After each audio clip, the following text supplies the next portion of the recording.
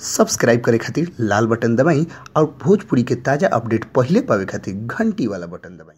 छपरा जिला भोजपुरी पर लोग के बहुत बहुत स्वागत बा। जी हाँ, बीते दिन खेसारी लाल यादव और अक्षरा सिंह के फिल्म मार्केट में यानी सिनेमा हॉल में रिलीज हो गई। जी हाँ, वो फिल्म के नाम लोग जानता नहीं, वो फिल्म के नाम हटे दिलवाला। जी हाँ, दिलवाला फिल्म मार्केट में यानी सिनेमा हॉल में जाते हिट के कगार पर नजर आ रहा बा। कारण बटे कि ओमे के गाना मार्केट में तो पहले ही आ गई रहे, कौन भतर कटनी भातार के फसौलस हमारे के देखेला तक खांसे हो नाही ना से। गाना जो रहे मार्केट में सुपर डुपर हिट पहले ही से रहे, तो सिनेमा हॉल में जब लोग एक वीडियो देखलस खेसारी लाल यादव के अंदाज में साड़ी वाला डांस, तो पब्लिक सही खुश हो गई। जी हाँ, बाहर जब पब्लिक से पूछल गई तो लोग के सबसे ज्यादा गाना इहे पसंद आई। यहाँ लोग को बता दें कि खेसारी लाल यादव और अक्षरा सिंह के फिल्म के आज पहला दिन के कमाई के रिपोर्ट हम लोग के बतावे जा रहा बन। जी हाँ, खेसारी लाल यादव और अक्षरा सिंह के ये फिल्म विवादित रहला के बावजूद भी पहिलका दिन में अच्छा रिस्पॉन्स लेके मार्केट से आई बटे। जी हाँ, लोग को बता दें कि पहिलका दिन के कमाई हटे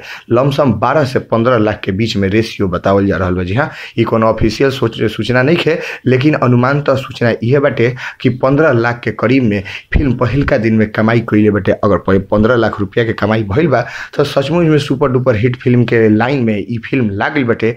अब ये देखे के बाटे कि अभी कितना दिन तक ले सिनेमा हॉल में टिकल रहता है, कितना दिन तक ले लोग देखे खातिर ये फिल्म जाता। कैसे कि फिल्म देखल ऐसे और इंटरेस्टिंग बा कि फिल्म के चक्कर में बहुत भारी विवाद भी हो गए रहे, खेसारी लाल यादव पर हमला भी हो रहे, खेसारी लाल यादव पर मुकदमा भी हो रहा है। मैंने हर प्रकार के घटना ये फिल्म के चलते घटे रहे।